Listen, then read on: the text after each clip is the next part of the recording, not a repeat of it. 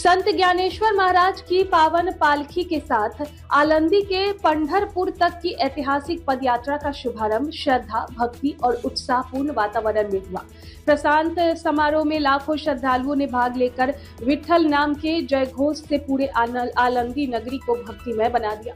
सुबह से ही पालकी पर प्रस्थान स्थल पर श्रद्धालुओं की भारी भीड़ उमड़ पड़ी। प्रारंभिक डिंडियों और भी कीर्तन और ज्ञानोबा तुकाराम के जयघोष के बीच पालकी पंढरपुर की ओर रवाना हुई। इस दौरान वारकरी अनुशासन, भक्ति और सेवा की अनूठी परंपरा का दर्शन करते हुए आगे बढ़ते दिखाई दिया। प्रस्थान समारोह के दौरान प्रशासन और विभिन्न स्वयंसेवी संस्थानों द्वारा सुरक्षा, स्वास्थ्य और अन्य आवश्यक सुविधाएं की व्यवस्था की गई थी। देश के विभिन्न राज्यों से आए श्रद्धालुओं ने भी इस पावन वारी में उत्साहपूर्वक सहभागिता दर्ज कराई।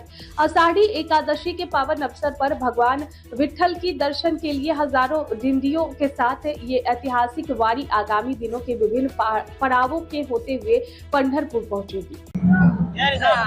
ऐसा सुख सोहळा स्वर्गी नाही या उद्योगामध्ये आता आपण पोहोचलोय आळंदीमध्ये आणि प्रस्थान काही वेळातच होणार आहे। आपल्या बरोबर काही वारकरी भक्तगण आहेत। अशा पद्धतीने पंढरीच्या वाटेवरती यांचं मनोगत यावर्षी वरुण राजा मोठ्या प्रमाणात चांगल्या पद्धतीने बरसलाय। शेतकऱ्याची हे वरुण राजाला काळजी काय सांगाल तुम्ही या पंढरीच्या वाटेवरती चालत असताना कसा अनुभव आहे, सुखद अनुभव? मंगलम भगवान विष्णु मंगलम गरुडध्वजा मंगलम पुंडरीकाक्ष मंगलाय तो निहाल।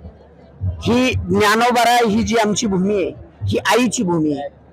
पाऊस पडो पाऊस न पडो तरी सुद्धा नेमाचा वारकरी माऊलींच्या प्रस्थानाला म्हणजे वारीला येणारच।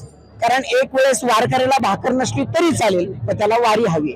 आता पावसाचा मुद्दा तुम्ही बोलले, वरुण राजाचं आगमन झालं, इंद्रायणीला एवढा मोठा पूर आला, संपूर्ण जवळपास चारी बाजूने पाणी होतं, रस्ते चारी बाजूने अडवलेली होती। आळंदीमध्ये वारकऱ्यांना प्रवेश बंद केला होता।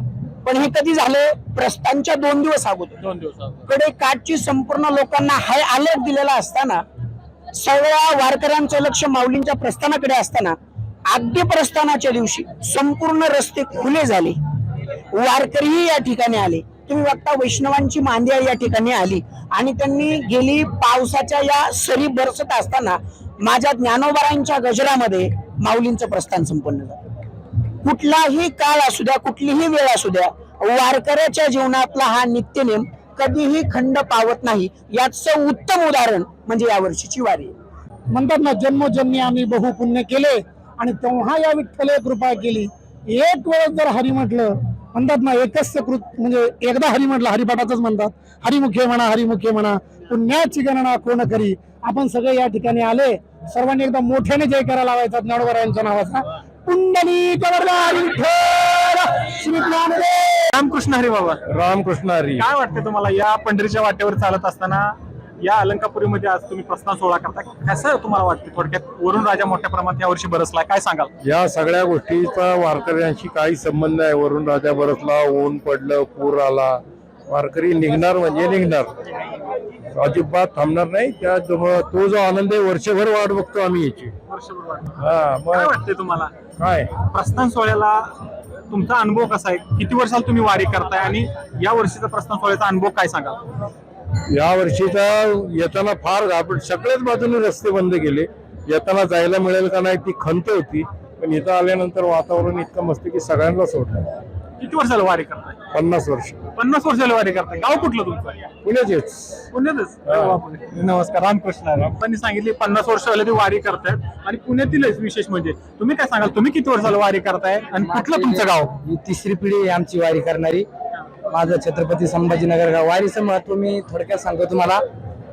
आपण जर पाहिलं पंढरपूर आणि आळंदी यांचं नातं काय, तर चंद्रभागेमुळे पंढरीला शोभा, पुंडलिकामुळे विठीवर उभा।